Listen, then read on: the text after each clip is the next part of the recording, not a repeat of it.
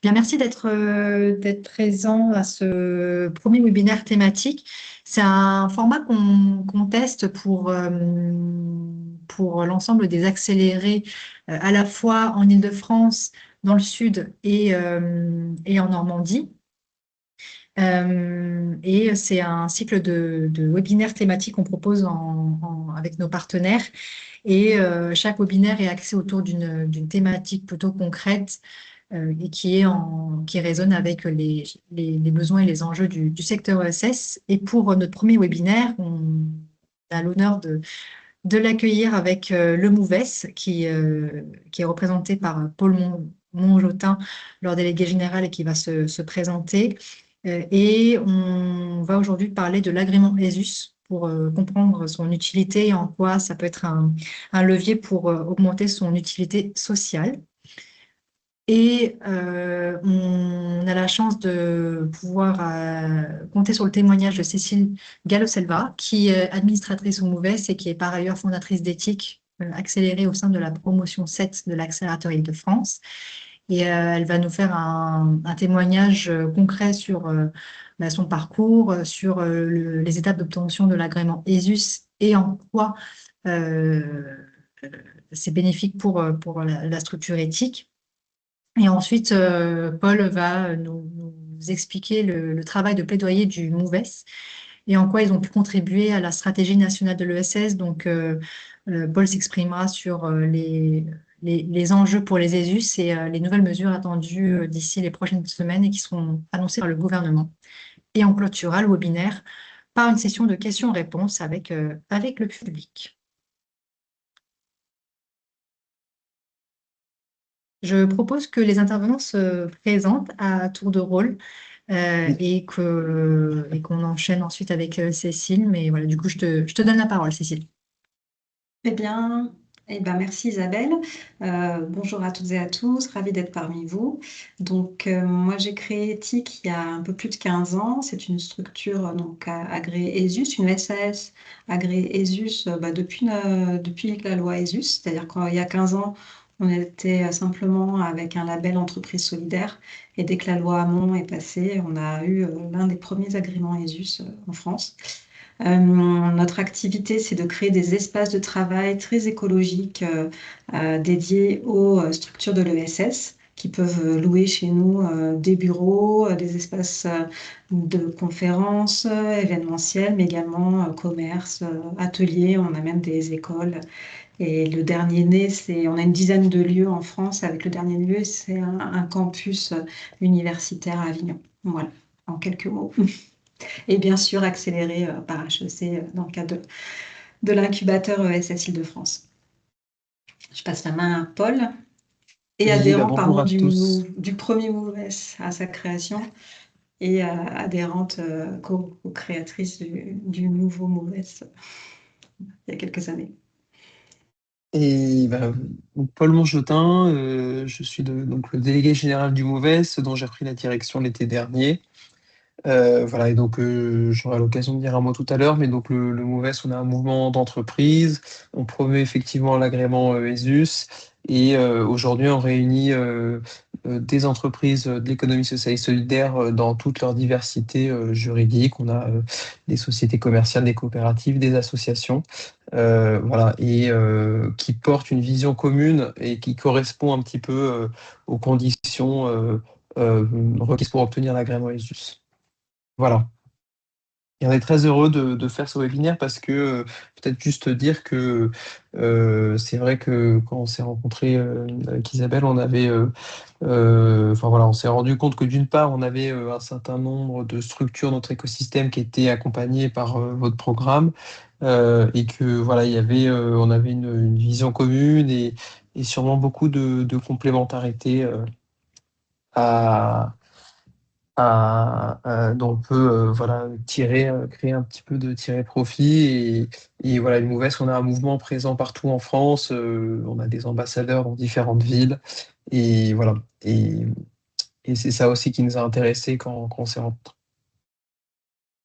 Merci Paul pour la présentation, merci Cécile.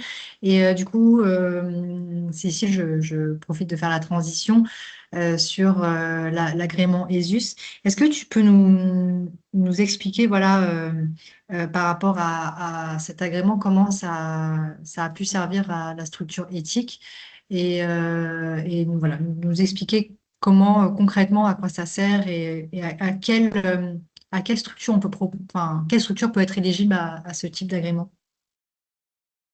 Alors, la principale raison pour laquelle on est allé chercher un agrément chez Ethic, c'était pour pouvoir faire valoir tout l'impact que l'on crée et de montrer à quel point on était engagé sur un certain nombre de critères très mesurables.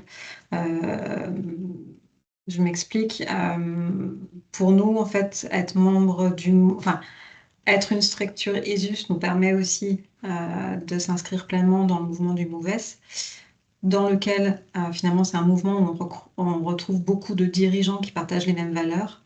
Et donc, le premier bénéfice, c'était de casser la solitude des dirigeants qui sont très engagés, qui ont du coup, outre le challenge d'être entrepreneur de façon classique, ont aussi des challenges finalement de double travail, parce qu'il y a tout un travail pour avoir des impacts écologiques, sociaux et de faire les choses mieux que les autres en termes ESG.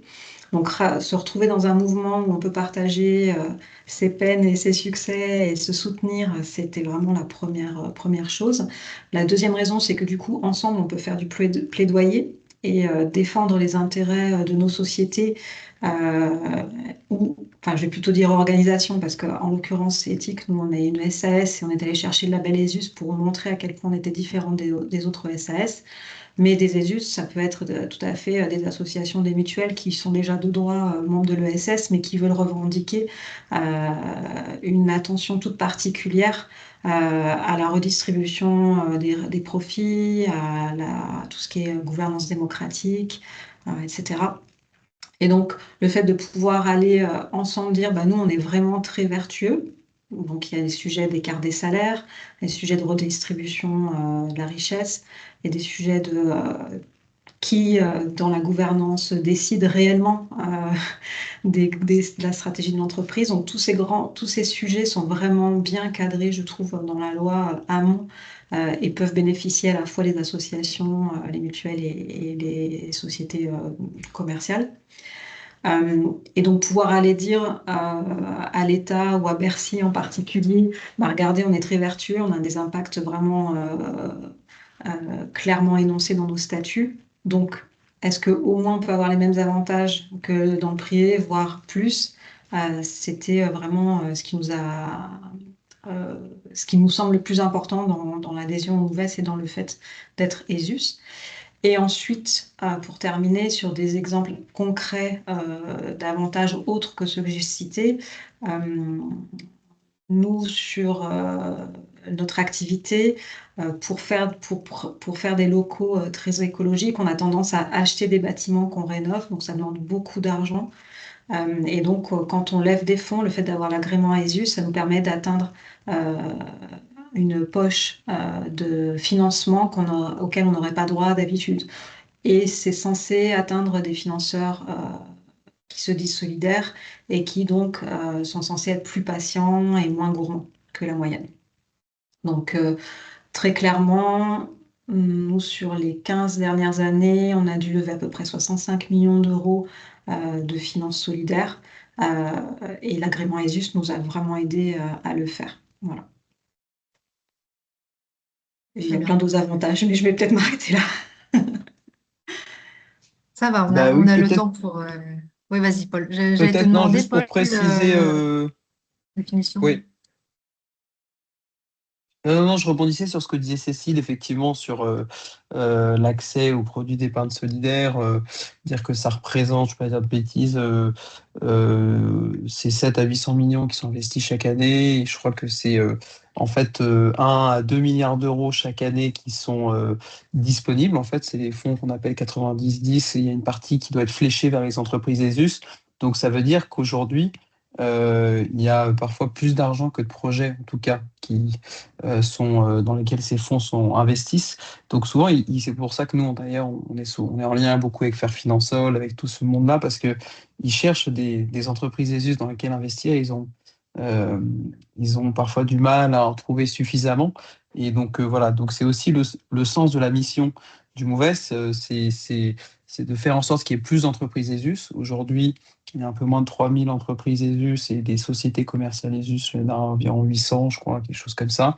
Nous, on voudrait qu'il y en ait 10 000. C'était l'objectif qui était affiché par l'État au moment de l'adoption de la loi Hamon. Donc, on trouve que c'est un bon objectif et c'est pour ça aussi que, bah voilà, on essaie de promouvoir cet agrément à travers des événements. On a un programme qui s'appelle les Ustours, qui est voilà, un programme d'événements pour essayer de donner envie voilà, aux entreprises d'aller vers cet agrément. C'est aussi le sens des liens, du lien de la présentation d'aujourd'hui. Et voilà, donc il y a cette dimension d'investissement. Et puis ensuite, il y a un autre avantage voilà, qui s'appelle l'IRPME ESUS, qui est une incitation fiscale pour les citoyens qui investissent dans les entreprises solidaires, qui vous permet de déduire 25% du montant investi sur votre impôt sur le revenu. Alors le problème, c'est que les entreprises qui sont éligibles à ce dispositif-là, elles doivent avoir moins de 10 ans. Donc nous, aujourd'hui, on se bagarre justement avec le lobby de la finance solidaire pour faire sauter cette limite d'ancienneté qui, à nos yeux, n'a pas de sens. Mais donc c'est un petit peu voilà, c'est le plaidoyer qu'on porte, c'est faire en sorte qu'il y ait plus d'avantages pour ces entreprises ESUS. On aimerait bien, ça c'est quelque chose qu'on va porter plutôt on va dire, dans le débat public à l'occasion de l'élection présidentielle, mais que la fiscalité sur les entreprises elle puisse être modulée. On aimerait bien, pour les entreprises ESUS, faire en sorte que davantage de citoyens investissent. Et cet avantage-là, IRPME ESUS, pour certaines entreprises, il est très important. Et puis ensuite, faire en sorte qu'il y ait plus d'entreprises ESUS qui bénéficient de ces fonds d'épargne solidaire. Voilà, ça c'est plutôt sur la partie avantage. On défend aussi d'autres propositions. On voudrait que les entreprises ESUS aient accès, par exemple, à un régime de mécénat, qu'elles puissent accéder aussi aux services civiques, etc. Donc ça c'est les avantages qu'on défend, mais peut-être juste, je rebondissais sur ce que disait Cécile, si on défend l'agrément ESUS aussi, c'est qu'en fait aujourd'hui c'est le seul agrément public qui existe, donc c'est un agrément qui est délivré par l'État qui permet de reconnaître les entreprises à très forte utilité sociale. Et ça, pour nous, bah, c'est très important, c'est très précieux. Vous avez beaucoup de labels qui existent pour mesurer la performance extra-financière des entreprises, mais c'est le seul agrément public qui donne accès à des avantages. Et pour nous, voilà, il y a aussi un enjeu d'ailleurs de souveraineté. C'est important qu'on ait cet agrément-là en France. C'est une chance. D'ailleurs, d'autres pays en Europe voilà, nous étudient un petit peu ce cas français. Et aujourd'hui, on travaille le MOVES beaucoup avec l'État pour essayer de faire connaître cet agrément, faire en sorte voilà, que plus d'entreprises aillent vers cet agrément. Je ne sais pas, Isabelle, parce que j'avais une petite... dans ma présentation, j'avais des Oui, petits éléments, c'est mais vrai que tu as embrayé sur voilà. la partie d'après, mais on va en parler lorsque tu présenteras le MOVES et vos actions. Je voulais revenir au témoignage de Cécile par rapport à l'agrément ESUS. Combien de temps tu as mis pour obtenir cet agrément et quelles étaient les démarches à remplir finalement pour obtenir cet agrément? Oui, alors la première fois qu'on a demandé, comme on faisait partie, on était la première structure lyonnaise à le demander. Donc à l'époque, c'était la Direct, je crois que c'est l'adresse maintenant. Mais à l'époque, du coup, on était le premier dossier, et en effet, ouais, l'adresse lyonnais. Donc, ça a mis du temps, on a mis 6 mois à le faire, non pas parce que c'était difficile, mais parce qu'il y avait encore un manque de connaissances sur l'adresse de ce label. Quand on a fait notre renouvellement au bout de 5 ans, là, par contre, ça allait beaucoup plus vite parce que, bien sûr, de nos jours, et donc je pense que c'est le cas aujourd'hui, donc il y a 3 ans, on a fait le renouvellement. Maintenant, le statut est bien maîtrisé par les services de l'État. Ils sont d'ailleurs même challengés par les CRES pour s'assurer que vraiment ils font leur travail parce que le but finalement, ce que vous avez sans doute compris de la part de nos témoignages et de ce que disait Paul, c'est que on veut être très, très vertueux, à fort impact, fort utilité sociale. Et donc, c'est important que ceux qui aient l'agrément se comportent bien comme tel et que ce qui est écrit dans les statuts, ils le fassent vraiment. Et surtout, bah, que ce qui est écrit dans les statuts, c'est bien conforme à la loi. Et donc, les services de l'État, ils ont une tâche qui est quand même assez ardue de pouvoir, parce qu'ils doivent analyser tout type d'un secteur, que ce soit nous, on est dans l'immobilier, puis il y aura du digital, puis, enfin, ils sont obligés d'analyser tout type de secteur, vérifier qu'il y a vraiment une utilité sociale. Et ensuite vérifier en effet qu'il y a bien tous les sujets de partage de richesse, donc les écarts de salaire, redistribution des réserves, etc., etc. Et donc, la tâche, elle est ardue pour l'administration fiscale, pardon, elle est ardue pour les services de l'État. Elle est aussi ardue pour l'organisation qui demande le label, parce qu'il faut quand même s'assurer que ces statuts sont conformes. Si les statuts ne sont pas conformes, mais que la vision alliée, eh ben, ça, c'est pas un problème. On peut faire une modification de statut. Et je crois que le MOVES ou SS France peuvent accompagner les structures à retravailler leur statut. Mais donc, pour répondre ensuite plus clairement à ta question, je pense que, en tout cas, moi, un renouvellement, ça a pris 3 mois en temps et quelques heures par semaine de travail pour bien expliquer comment on se conformait à toutes les exigences du statut. Mais c'est parce qu'on partait d'une société, enfin, chez Ethic, en fait, on a un rapport annuel et on mesure tous nos impacts depuis le démarrage. Donc, on a beaucoup de matière. Pour une structure qui se lance et qui n'a pas de rapport d'impact, ben, il faudra prévoir plus de temps pour pouvoir démontrer, en effet, qu'elle a des bénéficiaires, comment ces bénéficiaires sont aidés, enfin, tout démontrer son utilité sociale. C'est peut-être là-dessus où ça va prendre le plus de temps selon l'avancée de la structure en termes de reporting d'impact. Je ne sais pas si j'ai bien répondu. Du coup, ça m'amène à une autre question sur quels sont les points de vigilance à avoir en tête lorsqu'on fait une demande d'agrément et justement quels sont les facteurs de réussite pour son obtention.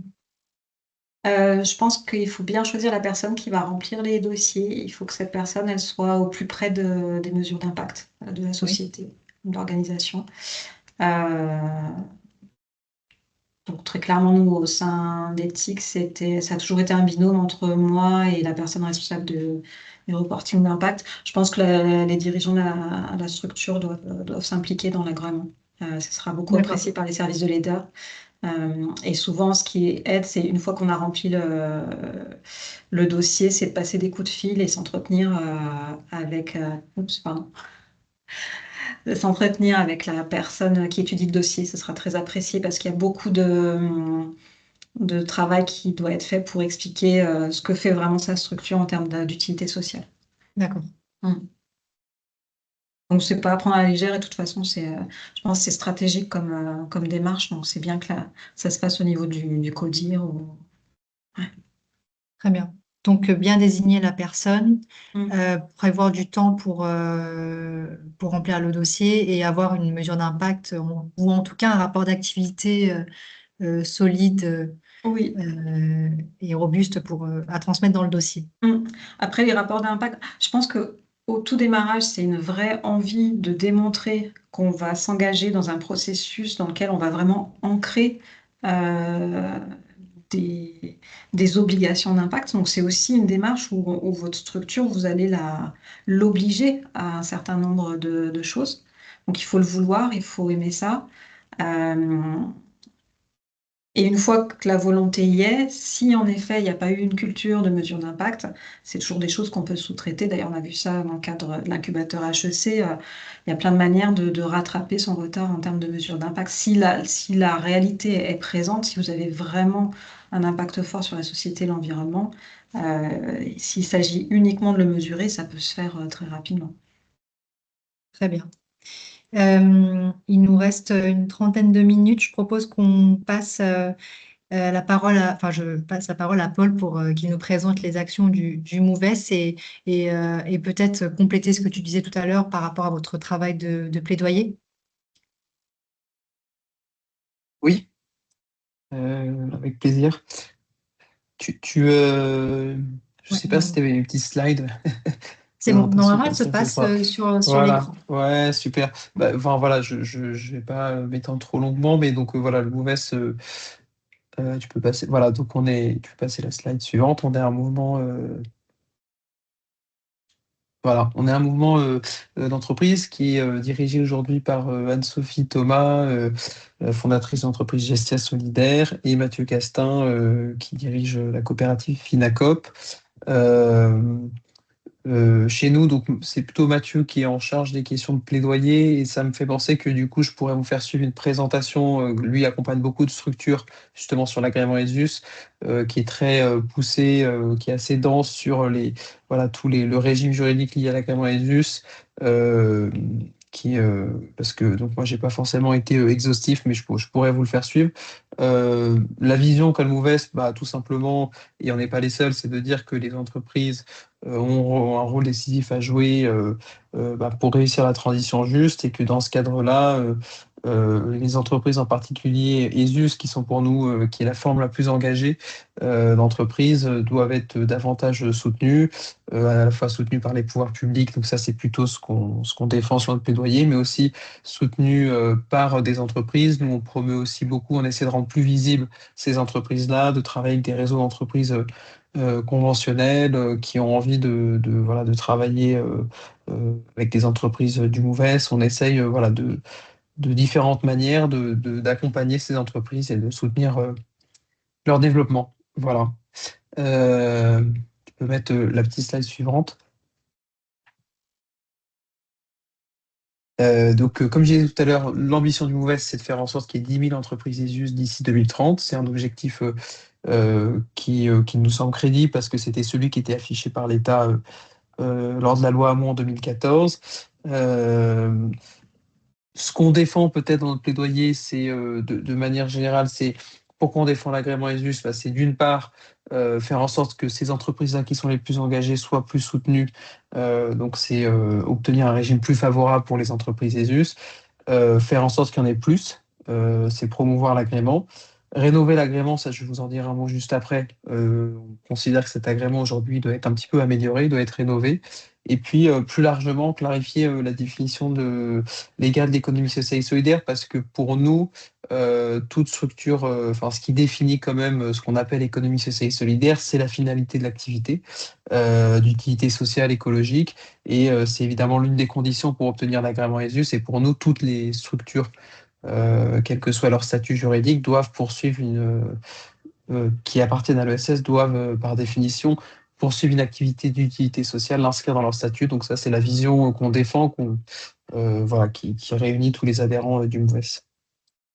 Euh, donc, on est à la fois le MOVES, une communauté d'entreprises. On organise des événements. Je ne me suis pas trop étendu là-dessus, mais je pourrais vous envoyer, enfin, voilà, simplement vous dire que on a un programme qui s'appelle les US Tours. On a organisé 8 étapes l'année dernière. On a repris cette année. On a organisé un événement en Martinique, et puis on va continuer à Lorient ou à Toulouse. Donc, on essaie d'être présent un peu partout en France pour donner la parole à ces entreprises-là, faire vivre notre communauté d'entreprises. Euh, voilà, comme à Lyon, où Cécile représente le MOVES. On a une activité de plaidoyer, ça je vais en dire un mot avec nos propositions. Et puis on essaye ensuite de proposer des programmes d'accompagnement pour nos adhérents. Donc depuis quelques mois, on organise beaucoup de webinaires ou d'ateliers, de formation, de co-développement. Voilà. Et puis on réfléchit, on travaille aussi sur les achats responsables, pour essayer de faire en sorte que les entreprises ESUS soient plus soutenues à la fois par la commande publique, donc lorsque les collectivités procèdent voilà, à des achats qu'elles ciblent davantage les entreprises ESUS, et puis aussi par des entreprises classiques. Euh, alors, l'agrément ESUS, j'en ai dit un mot tout à l'heure, mais voilà, c'est pour nous l'agrément qui permet d'identifier des structures, les entreprises à forte utilité sociale. C'est le principal pour moi, ça reste la principale utilité. C'est pour ça que, à la fois pour les citoyens, pour les investisseurs, les entreprises, et il nous semble important qu'il y ait cet agrément-là. Il est ouvert à toutes les formes juridiques. Donc pour nous, c'est aussi un élément important parce qu'au MOVES, on réunit toutes les entreprises solidaires et pour nous, c'est pas la forme juridique qui définit ce qu'est une entreprise solidaire, c'est l'engagement, c'est-à-dire c'est la finalité de son activité, c'est la manière dont elle partage la valeur, la manière dont elle partage aussi le pouvoir. Et donc, c'est ça qui compte plus que la structure, le statut juridique. L'agrément ESUS, peut-être pour rentrer dans le détail, mais je vous enverrai des éléments, mais il est ouvert à toutes les structures juridiques. Il y a deux conditions qui sont obligatoires. C'est poursuivre une activité d'utilité sociale et l'inscrire dans ses statuts, et puis s'engager sur un partage exigeant de la valeur à travers l'encadrement des écarts de salaire de 1 à 10 SMIC. Pour nous, c'est important parce que voilà, c'est aussi, ça dit quelque chose de la vision d'une entreprise, voilà, d'un sentiment aussi collectif. Et, et, et puis ensuite, pour les sociétés commerciales, si vous êtes une société commerciale que vous voulez aller obtenir l'agrément ESUS, il faut être une société commerciale de l'ESS. Donc, ça veut dire qu'il faut vous engager sur des règles de lucrativité limitée. Donc, c'est une mise en réserve obligatoire de la moitié du résultat net et une gouvernance partagée. Alors, sur la gouvernance, ça signifie qu'il faut associer des salariés des parties prenantes et les informer. Il y a pas, la définition n'est pas très précise, ça laisse de la liberté à des entreprises. Enfin voilà, peut-être que Cécile d'ailleurs, tu pourras dire un mot sur votre gouvernance parce que c'est intéressant. Nous, au Mouves, simplement dire qu'on défend l'idée que, il y ait, que dans la définition de l'agrément ESUS, demain, il y ait obligatoirement un salarié, une partie prenante externe qui doivent être représentée dans l'instance de décision. Mais aujourd'hui, voilà, la loi 2014 n'est pas précise là-dessus et donc ça, voilà, ça permet de valoriser différentes formes de gouvernance. Oui, je peux rebondir très rapidement là-dessus. Nous, il se trouve que quand j'avais créé Ethic il y a 15 ans, on avait dans les statuts plusieurs comités, c'est-à-dire qu'on a un comité de surveillance qui est censé être composé de représentants d'actionnaires, mais également de personnalités indépendantes. On a un comité des experts où on est censé rassembler en effet des bénéficiaires, mais également des personnes extérieures qui peuvent apporter leur expertise. Et on a un comité des salariés. Et du coup, la présidence, elle est élue moi j'ai un mandat de 3 ans qui est donc remise en question tous les 3 ans par le comité de surveillance en concertation avec le comité des salariés. Donc ça, c'était ce que j'avais fait dans mes premiers statuts et c'est toujours la même chose aujourd'hui et ça permet d'avoir l'agrément ESUS parce qu'ils estiment qu'il y a un effet, euh, ce qu'on est en train de dire, et qu'il y a des parties prenantes qui sont à la fois salariés mais aussi les clients ou bénéficiaires et d'autres personnes qui travaillent avec les actionnaires et les indépendants.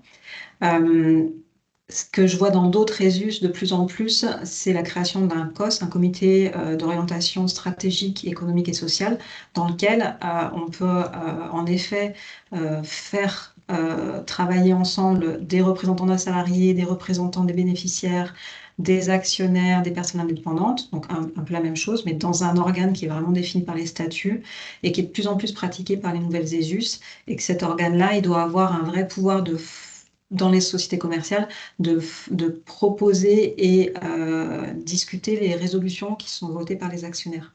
Donc c'est une façon qui n'est pas... Ça n'enlève aucun droit aux actionnaires, mais ça les oblige à écouter et ça les oblige aussi à soumettre les résolutions qu'ils votent à un quorum très représentatif de gouvernance partagée. Donc, c'est un outil qui est vraiment assez utilisé et assez simple à mettre en place et qui, en général, ne trouve pas d'opposition auprès des actionnaires. Euh, alors sur les avantages, j'en ai dit un mot. Aujourd'hui, ils sont réels, ils sont pas à nos yeux suffisants. Voilà, si je devais résumer. Il y a l'incitation fiscale à l'investissement de l'actionnariat solidaire, qui est IRPM-ESUS, qui est une de nos principaux, un des principaux, des principales priorités du MOVES dans à l'occasion du prochain budget. En fait, on travaille beaucoup avec Fair Financial là-dessus pour faire en sorte que ce régime-là, il bénéficie à toutes les entreprises ESUS. L'éligibilité au fonds d'épargne solidaire, voilà ce que je disais tout à l'heure, ça représente 700 à 800 millions d'euros investis par an et pour 2 milliards d'euros d'encours par an. Donc voilà, il y a plus d'argent que de projets sur ces financements-là. Un accès privilégié à des financements publics. Moi, pendant longtemps, j'ai travaillé dans une entreprise qui était pareil, une société commerciale, ESUS, dans le secteur de la formation des demandeurs d'emploi. On travaillait beaucoup sur de la commande publique, régionale, départementale. Et c'est vrai que le fait d'avoir l'agrément ESUS nous aidait beaucoup à être éligible et à gagner des appels à projets. Donc ça, je pense que c'est un élément aussi important. Ça dépend de la politique des collectivités. Mais voilà, par exemple, on travaille beaucoup avec le département de Seine-Saint-Denis qui voulait flécher ces financements-là sur les structures ESUS. Donc ça a aussi un réel avantage si vous êtes sur ces marchés-là.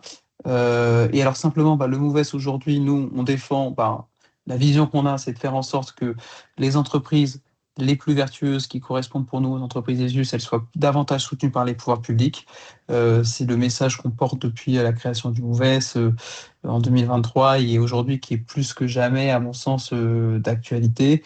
On voudrait amplifier l'IRPME ESUS, j'en ai dit un mot, pour faire en sorte que davantage de citoyens investissent dans ces entreprises solidaires.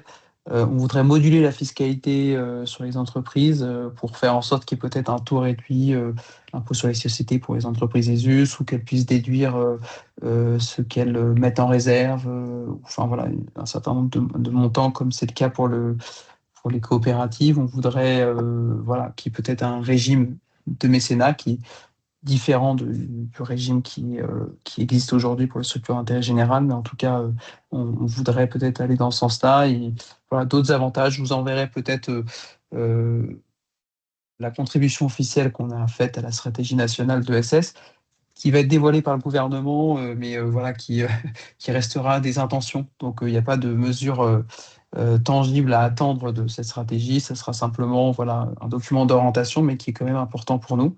Et donc, ce qu'on défend, c'est des avantages plus importants, mais d'autre côté, un agrément qui est rénové. Donc ça, c'est la slide suivante. On voudrait, alors d'une part, on voudrait étendre le périmètre de l'agrément ESUS à liquidité environnementale, écologique, qu'elle puisse être reconnue à titre principal. Pour nous, c'est voilà, ça c'est un des grands combats de Mathieu Castin, notre coprésident, parce qu'aujourd'hui, ça exclut de fait un certain nombre d'entreprises. Et on voudrait ensuite être plus exigeant sur l'agrément ESUS, c'est-à-dire qu'on veut qu'il y ait plus d'avantages, mais on va être aussi plus exigeant, et notamment aujourd'hui, on voudrait qu'il y ait que cette obligation de partage de la valeur créée, elle s'étende jusqu'à la plus-value réalisée en cas de cession d'entreprise. C'est un élément qui normalement va être repris dans la stratégie nationale de SS.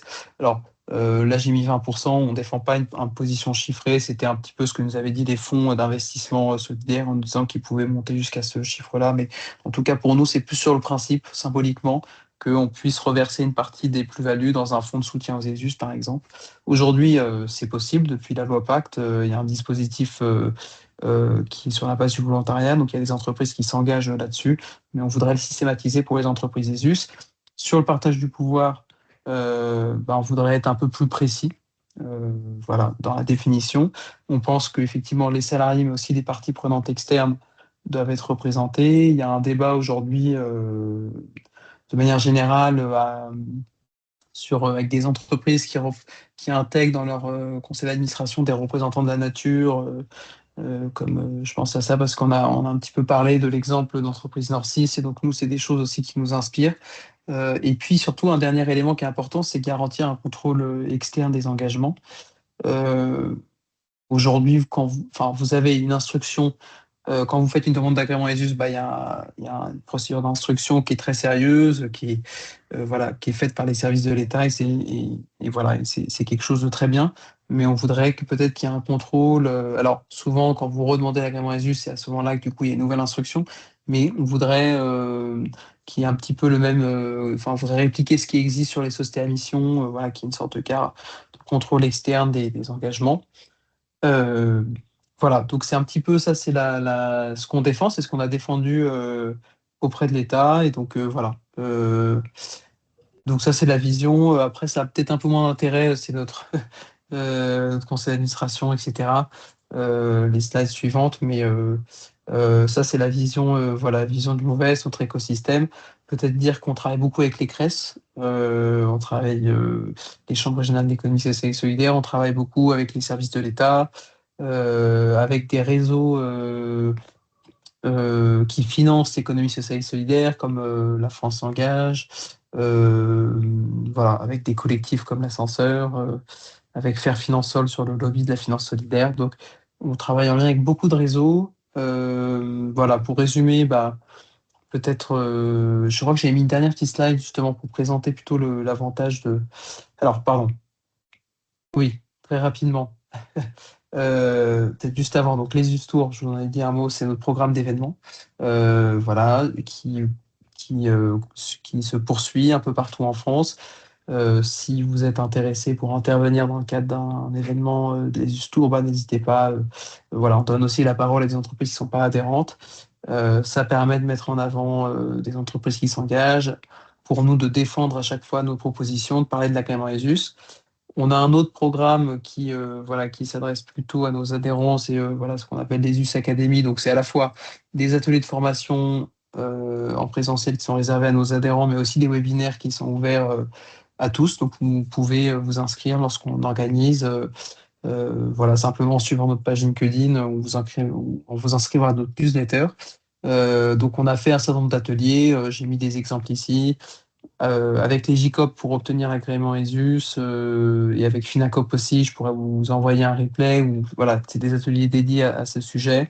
Sur la mesure de l'impact social avec Impact Track, sur le message de compétences avec Coeo. On a fait des ateliers aussi sur le lobby avec Green Lobby, avec qui on travaille. Voilà, sur différents sujets. Et voilà, c'est pour donner un exemple. Et peut-être pour terminer, voilà, pourquoi adhérer au MOVES? Simplement vous dire, bah, on est à la fois une communauté d'entreprises qui défend une vision commune. Donc, si vous retrouvez dans la vision qu'on exprime aujourd'hui, bah, voilà, n'hésitez pas à nous rejoindre parce qu'on a besoin d'être plus fort pour défendre les intérêts voilà, des entreprises d'économie sociale et solidaire. C'est une communauté d'entreprises, voilà, avec beaucoup d'entreprises. On est plutôt un mouvement de petites entreprises, hein, si je devais résumer, même s'il y a des organisations plus importantes. Euh, pour être soutenu dans son développement, parce que voilà, on essaie de faire en sorte de proposer voilà, des choses concrètes, des ateliers qui puissent être le plus utiles possible à nos adhérents. Et aussi, bah, c'est aussi la richesse d'une communauté. C'est que des entreprises chez nous travaillent ensemble aussi. Il y a aussi cette dimension de coopération.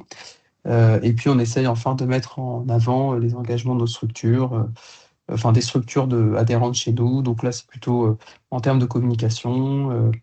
Voilà. Et on a une chaîne YouTube, où je vous ferai un petit mail résumé dans lequel vous pouvez retrouver tous les contenus, enfin à la fois les présentations de nos adhérents qu'on réalise et puis les contenus de nos webinaires qui sont disponibles en replay. Voilà. Donc, tes coordonnées s'affichent à l'écran et on vous enverra évidemment cette présentation. Peut-être qu'on peut passer aux questions-réponses pour les 20 minutes qui nous restent.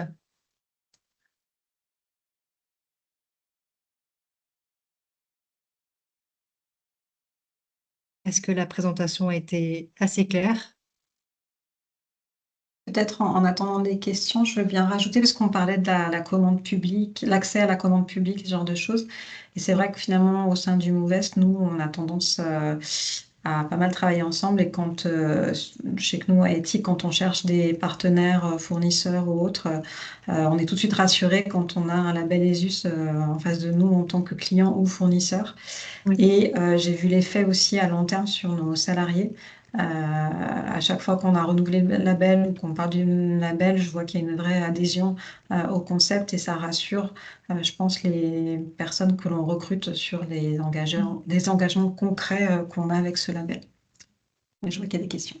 Oui, en effet, Christophe Guillaume a levé la main et ensuite je donnerai la parole à Franck Menu. Oui, bonjour à tous. Alors, Christine. Pardon, Christine. Oui, il n'y a pas de souci. Lors d'une conférence ESS à Caen, il a été question, mais alors ça a été dit très rapidement, que l'agrément ESUS pourrait devenir une condition dans les appels d'offres. Je voulais en savoir un peu plus, s'il y avait effectivement une évolution à ce niveau-là.